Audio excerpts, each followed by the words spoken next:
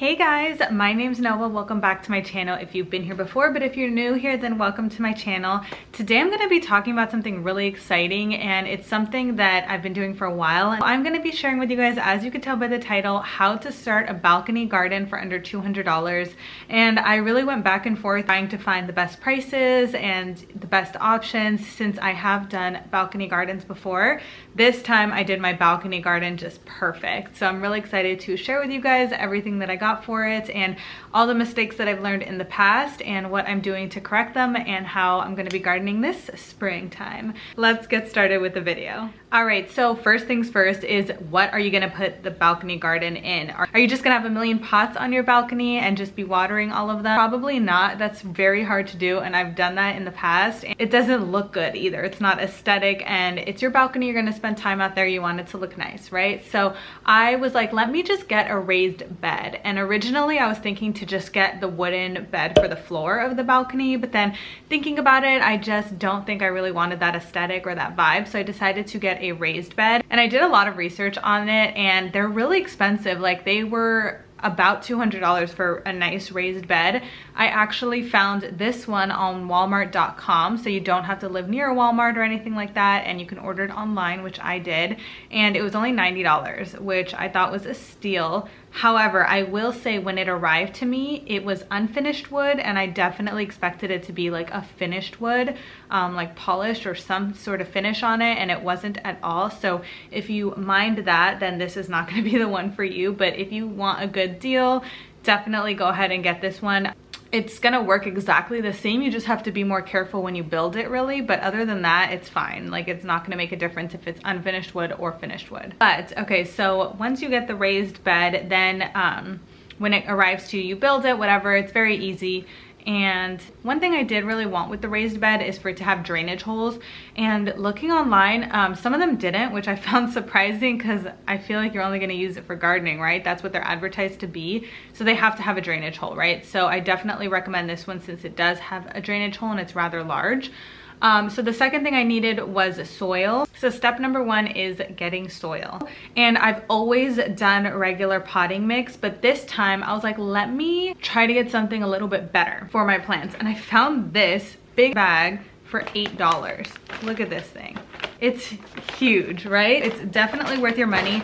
And what really caught me with it is it's 4 raised beds, which I have never tried this before until this year. It says it grows bigger and more bountiful plants. And what really got me was that it's 100% organic. So when I do my vegetable garden, one of the main reasons I do it is to get all organic vegetables, since they are pretty expensive in the market, right? So when I was pouring this out onto the garden bed, I realized, but I didn't say anything, but my fiance said, he was like, is that like cow poop? Because it definitely smells like poop and it looks like poop. And I definitely saw those pellets and I was like, yo, that is definitely poop. And of course I checked the ingredients and it is. So I definitely recommend getting gardening gloves. They're super cheap. I think I got a 2-pack at Lowe's for like $5 or $6. So definitely get gardening gloves and wear them for this because it's rather gross. Once everything's set up and stuff, it doesn't, like, my balcony doesn't smell like it. Since it's open air, it's not gonna smell up your balcony, so don't worry about that. Step number 2 is going to be getting products that you will actually consume. And in the past, I've made mistakes of buying just whatever vegetables looked good or whatever vegetables were good for growing in containers or raised beds at the market, instead of buying fruits and vegetables that I will actually eat. There were a lot of things that went to waste in my past balcony garden experiences, which I definitely don't want to be doing this year at all. Like, I want to consume everything and take advantage of what I'm doing. In the past, I've grown like cabbage and kale, which I really don't eat. I mostly like spinach and regular lettuce. So this year I was like, let me get stuff that I actually really wanted. So one of the things I've been obsessed with lately is poblano peppers. And I don't really like green peppers or red peppers for some weird reason. I cannot figure it out. And poblano peppers are pretty much the same thing, but they just have a little bit different of a flavor to me. So I've been really into poblano peppers, so I bought 2 of those. I'm really into cucumbers in my salads, so I got a cucumber, and then we always eat broccoli. Like, broccoli is our main source of like iron, protein, all that. So we got 2 things of broccoli, and then we ended up getting banana peppers, which I'm really excited for because it's one of those things that I never buy, but when I'm at restaurants and they offer you banana peppers on the side of pizza or in salad, I love them. So I'm really excited to have that. And then we did get a regular, like, I think it was like a sweet yellow pepper, because my boyfriend does like regular peppers, so he's gonna be eating that, not me. And then I swear we are the family that eats the most tomatoes. I am Israeli, so we actually make like tomato sauce and put it in everything.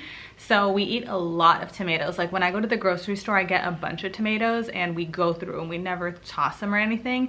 And so we ended up getting 3 tomato trees, but one of them I'm really excited about is actually a yellow tomato, which I never eat, but I'm definitely going to be eating it, and I'm excited to incorporate it and see the difference in the red tomato and the yellow tomato. So I'm excited for that one. So a few plants do grow rather tall.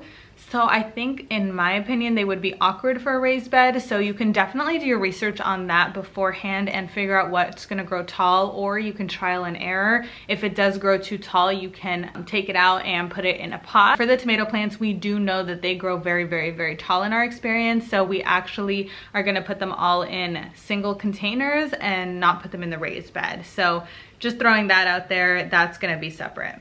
So step number 3 is you're gonna need some sort of fertilization. So this is what we use for fertilization. It is, order this on Amazon, so if you guys need, I can leave a link for you down below. But it says Dr. Earth Home Garden Organic, keyword, and natural handcrafted blend for tomatoes, vegetable, and herb fertilizer. We've been using this forever for our garden, and we used it last year, and look how much, look how much is still left, all this. You could buy a smaller bag than this if you really wanted, but the good thing is we still have it from last year. So yeah, we didn't have to spend money on that, but I did include it in the $200 budget, don't worry. All right, so the 4th step, which is pretty much the final step, is buying sort of pest control. And that's the thing where it becomes a little bit tricky, because if you do use like chemicals and stuff to kill the pests, then your plants are not organic anymore. And I just want to stress that if you do have to use that, don't worry. Like, it's still, your plants are still going to be way more organic than what they're selling in stores that's not organic, because you see how it grew from seed or whatever, from little plant to being an actual fruit or vegetable that you can eat. You saw everything that it went through, and nothing shady went on. There was no smog, there was no pollution, air pollution, there was no whatever. You saw everything that went into it. So if you do have to use a chemical to treat some pests, don't worry. I've had to do it before, and I don't necessarily consider that organic anymore, but I definitely think it's still gonna be healthier option than purchasing from the supermarket. So in order to keep my plants natural and organic, I do try to just start off with neem oil and hope that that helps the pests. And I also use diatomaceous earth, which is the powder form, and this is organic and natural as well. So this one really only gets rid of a few things like powdery mildew, rust, spider mites, aphids, whiteflies, and a few other insect pests. This did not kill. The one problem that I had last year was on my tomato plants were caterpillars. They were just devouring my tomatoes. Every single tomato had holes from one end to the other, and I lost dozens of tomatoes that way. So for that, I did have to use a chemical on my tomato plants last year, and everything else was organic, but not my tomato plants. I ended up getting this ENDALL thing I found it at Lowe's. It says kills insects from eggs to adults. It kills 45 different insects, and I did like read everything that it gets rid of, and it got rid of the caterpillars great. I did have to apply it regularly. I can't remember how often I applied it, but every time that I did see even maybe just like an inkling that a caterpillar was around, like spots or little tiny holes, not necessarily that went all through the tomato, but little tiny holes, I was like, let me just spray them down. So unfortunately my tomatoes were not organic, but I made sure to wash them properly, and we were all fine. Nobody got sick or anything like that. So if you do have to use some sort of pest control, like, don't worry, that's normal. Every garden does. So that's it basically for starting a vegetable garden. And then the only other advice I really wanted to give you guys is to be careful with watering. When you water a normal garden that's in the floor, in the ground, the water just has millions of miles, who knows, to drain out at the bottom. But when you have a raised garden bed, especially if you don't have drainage holes, you can definitely get your plants overwatered and waterlogged. So you definitely want to make sure to not overwater. I would say stick to the more side of underwatering, if anything, and use a moisture reader to really help know when you need to water your plants. I always preach about that, but I definitely recommend it for a vegetable garden. It helps a lot with not overwatering, and you guys should have a successful garden if you did all of these things. So if you do go ahead and start a balcony garden this year, please go ahead and tag me on Instagram at Casa Rose, because I would absolutely love to see your guys' creations. I know some people get super creative with it, and I've seen people put like cute string and like make lights and all this cute stuff. So if you guys are much more creative than I am, I would love to see it. I would also love to see what vegetables you guys chose to plant in your garden. So yeah, I hope this video was helpful for you guys. Let me know what you think in the comments down below. Don't forget to like, comment, and subscribe as usual. I do post new videos 3 times a week now, which is insane. Tuesday, Thursday, and Sunday. I would really appreciate your guys' support. And with that all being said, I'll see you guys in my next video. Bye guys.